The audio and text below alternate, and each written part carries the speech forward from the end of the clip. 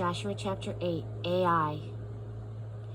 God said to Joshua, "Do not be timid and don't so much as hesitate. Take all of your soldiers with you and go back to Ai.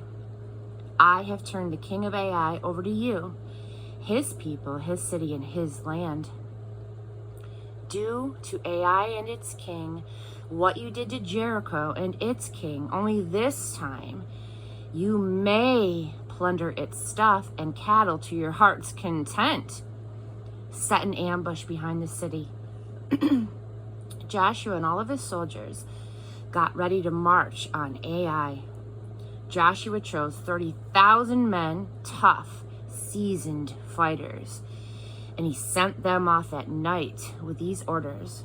"Look sharp now. Lie in ambush behind the city. Get as close as you can. Stay alert. I and the troops with me will approach the city head on. When they come out to meet us just as before, we'll turn and run. They'll come after us leaving the city.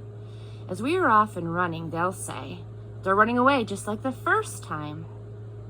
That's your signal to spring from your ambush and take the city. God, your God, will hand it to you on a platter. Once you have the city, burn it down. God says it, you do it. Go to it. I've given you your orders." Joshua sent them off. They set their ambush and waited between Bethel and Ai, just west of Ai. Joshua spent the night with the people. Joshua was up early in the morning and mustered his army. He and the leaders of Israel led the troops to Ai.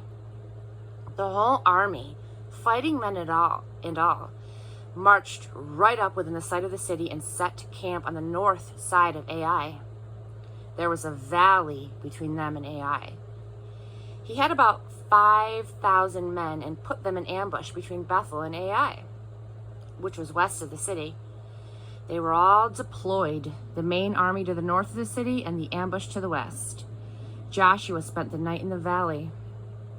So it happened that when the king of Ai saw all of this, the men of the city lost no time. They were out of there at the crack of dawn to join Israel in battle, the king and his troops, at a field en route to the Arabah. The king didn't know of the ambush set against him behind the city. Joshua and all of Israel let themselves be chased. They ran towards the wilderness. Everybody in the city was called to the chase. They pursued Joshua and were led away from the city. There wasn't a soul left in it. There wasn't a soul left in Ai or Bethel who wasn't out there chasing after Israel. The city was left empty and undefended as they were chasing Israel down. Then God spoke to Joshua. "Stretch out the javelin in your hand towards Ai. I'm giving it to you." Joshua stretched out the javelin in his hand towards Ai. At the signal, the men in ambush sprang to their feet, ran to the city, took it, and quickly had it up in flames. The men of Ai looked back and, they saw the city going up in smoke.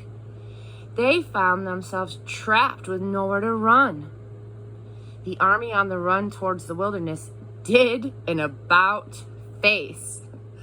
Joshua and all of Israel, seeing that the ambush had taken the city, saw it going up in smoke, they turned and attacked the men of Ai. Then the men in the ambush poured out of the city. The men of Ai were caught in the middle with Israelites on both sides, a real massacre, and not a single survivor except for the king of Ai. They took him alive and brought him to Joshua. When it was all over, Israel had killed everyone in Ai, whether in the fields or in the wilderness where they had chased them. When the killing was complete, the Israelites returned to Ai and completed the devastation. The death toll that day came to 12,000 men and women, everyone in Ai. Joshua didn't lower his outstretched javelin until the sacred destruction of Ai and all of its people was completed. Israel did get to take the livestock and loot left in the city. God's instructions to Joshua allowed for that. Joshua burned Ai to the ground, a heap of nothing forever, a no place. Go see for yourself. He hanged the king of Ai from a tree. At evening, with the sun going down, Joshua ordered the corpse cut down. They dumped it at the entrance to the city and piled it high with stones. He can go see that also. Then Joshua built an altar to the God of Israel on Mount Abel. He built it following the instructions of Moses, a servant of God, to the people of Israel, and written in the book of the Revelation of Moses, an altar of whole stones that had not been chiseled or shaped by an iron tool.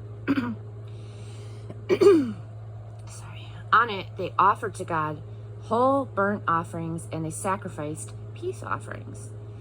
He also wrote out a copy of the Revelation of Moses on the stones. He wrote it with the people of Israel looking on. All of Israel was there, foreigners and citizens alike, with their elders, officers, and judges standing on opposite sides of the chest, facing the Levitical priests who carried God's covenant chest. Half of the people stood with their backs to Mount Gerizim, and half with their backs to Mount Abel to bless the people of Israel, just as Moses, the servant of God, had instructed earlier. After that, he read out everything written in the Revelation, the blessing and the curse, everything in the book of the Revelation.